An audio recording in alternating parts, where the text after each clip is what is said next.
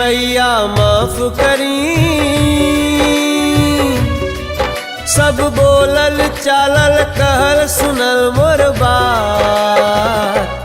मैया माफ करी, बोलल चालल कहल सुनल हर बात। मैया माफ करी, मैया माफ करी, सब बोलल चालल कहल सुनल मोर बात।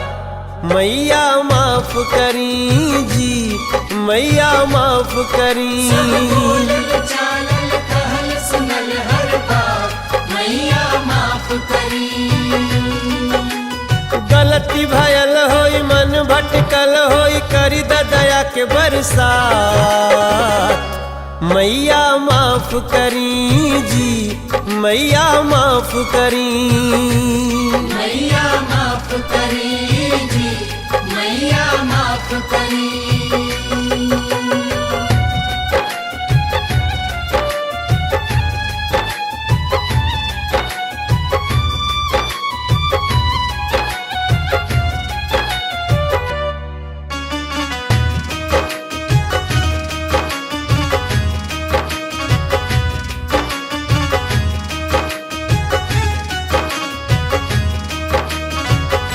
तोहरे संतान हई और गुण के खान हई, काम मद लोभ क्रोध के बस में इंसान हई।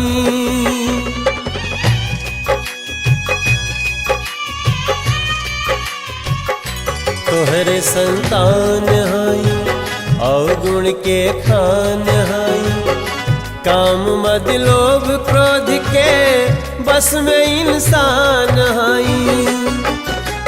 चित्त भी सरल होई मन विचरल होई आदमी के कायो का।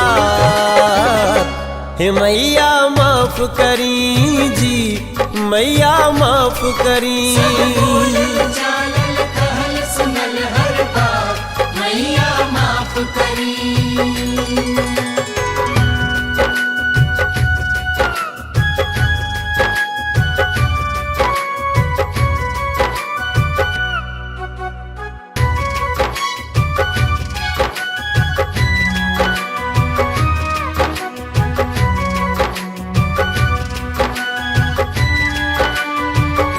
मन परेशान बाटे राह अनजान बाटे, तू त महतारी हऊ बस तने ज्ञान बाटे।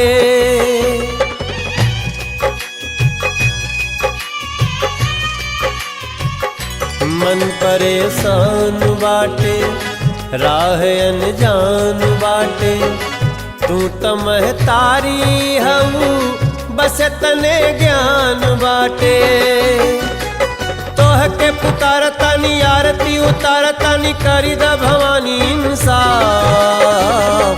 हे मैया माफ करी, मैया माफ करी। बोलल चालल कहल सुनल हर बात। मैया माफ करी,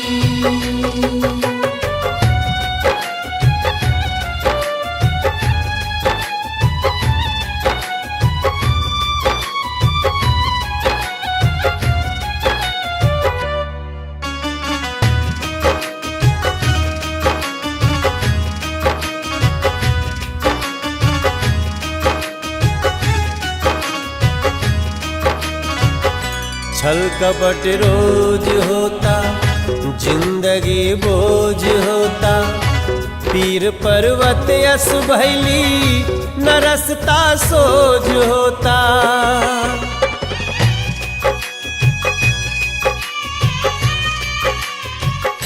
हे अम्बे रानी मैया, हे जोता वाली मैया, बहिन सातों शीतला तू हे शेरा वाली मैया।